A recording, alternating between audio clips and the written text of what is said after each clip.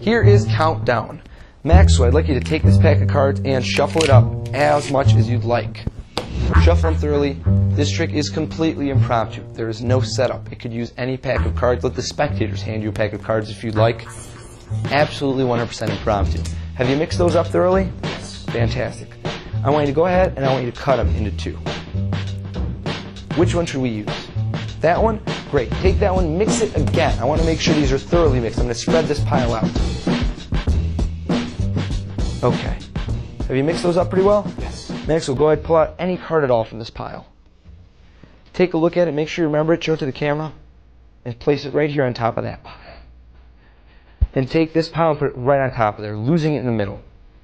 Great. Square those all up, and go ahead and cut the pack again and complete the cut.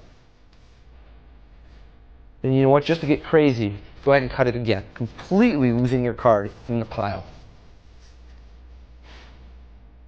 Okay, now, would you agree your card's got to be lost in that deck at this point? Yes. Neither you nor I could know exactly where it lies.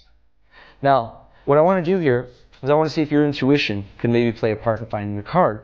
Wherever it lay in the middle of the deck, I want to see if maybe you could cut right to it by some miracle. That would be impressive. Would you agree?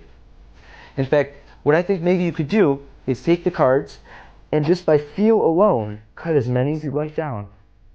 As many at all. It could be a few, it could be many, it could be right in the middle. Whatever you like, go ahead, give it a shot. I feel like your intuition will guide you right to your card. Great. Now take the other pile, turn it at a 90-degree angle and put it on top, marking the cut. Great. Now let's go over what we've done. Let's backtrack just a moment. You took the deck, you shuffled it up yourself. You cut it in half, you shuffled each pile, you picked either pile.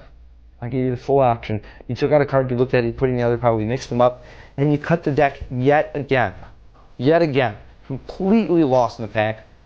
Guided by your intuition, let's see if by some miracle you cut right to your three of spades. Of course not, I'm just kidding. This is an indicator card, indicating that your card is 3 down from the top. Take a look. 1, 2, 3. Which card? 9. Okay. That countdown. Here is the instructional video for countdown. This is a great trick, requires no setup. It uses a key card principle.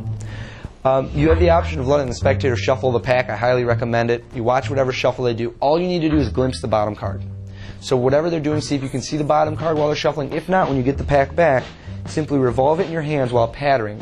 And all you do is turn it kind of a 90-degree angle and you get a glimpse of that bottom card. It's very easy to do. It's very unnoticeable.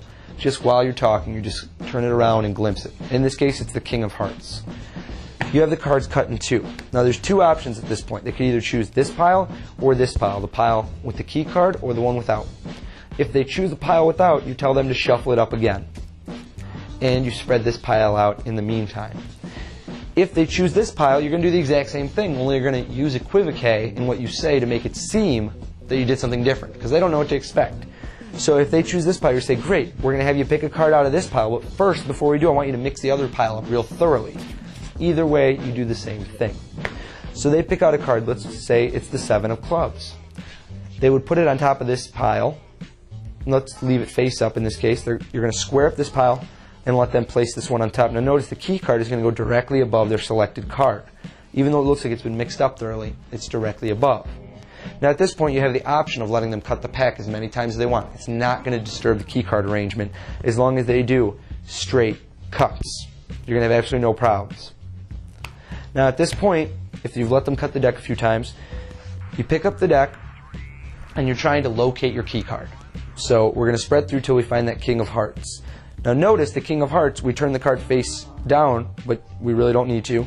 You can see the King of Hearts is going to be directly to the left of the selected card. Now, you can do a few things here. You could just cut the selected card to the top, and then we're going to do an X-ray force in a moment. Or what you can do is the indicator principle, which is an indicator card. So what we're going to do is starting with the selected card. So once you see your key card, you look to the right of it and you see the selection. You count 1, okay? You count 2. Now, you're going to look for the first card that the number matches your count. So notice I've counted 1, 2, 3. Now the 3 almost falls in the third position. What you want to do is you want to have 3 cards between the 7 and the indicator card, in this case the 3. So what I'm going to do is, since I've reached 3, my count is 1, 2, 3.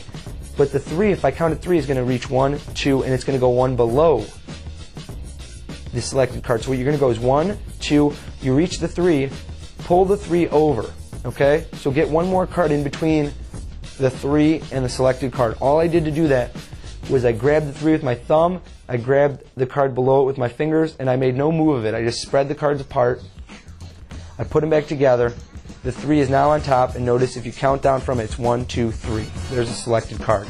I cut that to the top. I'm going to show you another example just so you can get a feel of it. Let's pretend the selected card is the Queen of Diamonds. I'm going to count 1, 2, 3, 4. Now notice I got lucky. 1, 2, 3, 4, and I landed at a 4. I'd simply cut the 4 to the top of the deck, and at this point we're going to do an X-ray cut, or an X-ray force. So in this case we'll pretend as if the selected card was indeed that Queen of Diamonds. Okay? What's going to happen here is they're going to take the pack and you're going to tell them to cut as many cards as they want. Now make sure they cut more than 4, obviously. So they're going to cut them down, tell them to take the other half, turn it 90 degrees and put it on top.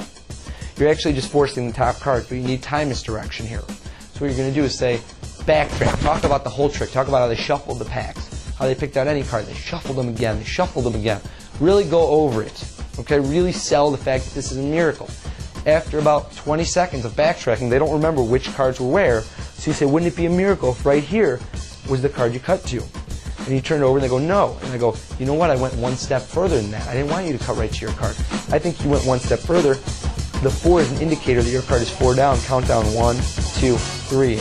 They're Queen of Diamonds after they announced it was 4th from the top. It's a real miracle, no sleight of hand, really an impossible location, all done in the spectator's hand, doesn't get much better than that.